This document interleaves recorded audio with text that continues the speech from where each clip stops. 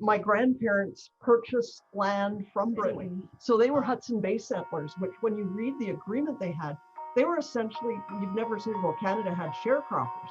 That's essentially what they were. They had to give a portion of their crops to the Hudson's Bay Company every year. So my grandparents who farmed in Alberta, east of Edmonton, on their Hudson's Bay farm, they were advertised a beautiful little farmhouse with a picket fence and curtains in the windows from one of the railways. I think the Canadian Pacific is the one who did this. So they came over on a Canadian Pacific ship, landed in Halifax, and then came by train out to Alberta, and then by wagon. And I do have a photo of them riding on the wagon out to their farm. And I think they got like a cow or something, and the land they were on, first off, the fellow who had homesteaded on land next to theirs felt that was his land. So my grandfather would plant a field and he'd drive his cattle over. But my grandmother used to tell stories about the Indians would come, or the natives would come to the end of the slough on the land.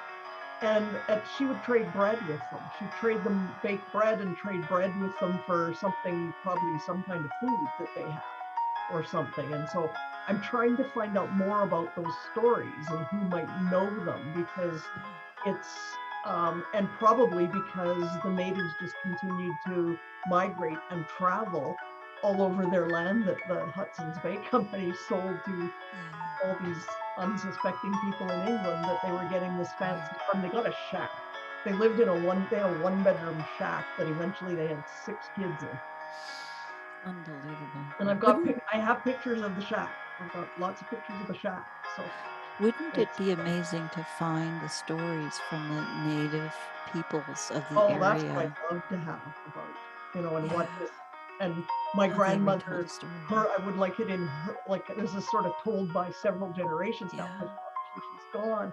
But I would love to know what possessed her how did this happen? How did they start to communicate? Because they would not have spoken the same language. How did this come about that they would trade things? And I think she started off, she just gave them bread, gave them some bread, which is amazing because, as I said, there's stories of just before, because they came in 1929. Oh, wow. Right before the Great Depression, which probably wasn't the best time to come and farm in North America. But and there's stories before my grandfather joined the Canadian Army for the Second World War, where they'd have an egg, and he'd cut the egg into 6 pieces, and each kid would get a little piece of the egg. Because they were, in the pictures of him, there's pictures of him when he left for, it might have been his first leave, or else when he left, he's in a uniform, so maybe the first time he came home, he's a skeleton.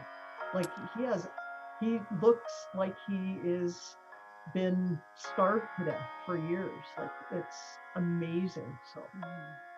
So it's those stories that, and that's a piece of history that isn't told in the books. Yeah, exactly. Because until I started reading through the actual Hudson's Bay Agreement, I never learned in school, and we learned a lot about Canadian history. We already heard Hudson's Bay, we always heard about was the great explorers and discoverers, but never about the fact that these people that they sold these properties to come over, they didn't actually sell it to them, and that they had to give portions of their crops to back to the Hudson's Bay Company. And there's letters where my grandfather and another fellow were refusing to give their share they were supposed to, because it had been a bad year and there was no food, and so they were just not going to do it, and were arguing that this wasn't part of their agreement, and these officials discussing what they were going to do about it. We've got those documents. So now I'm inspired again, working on my pictures.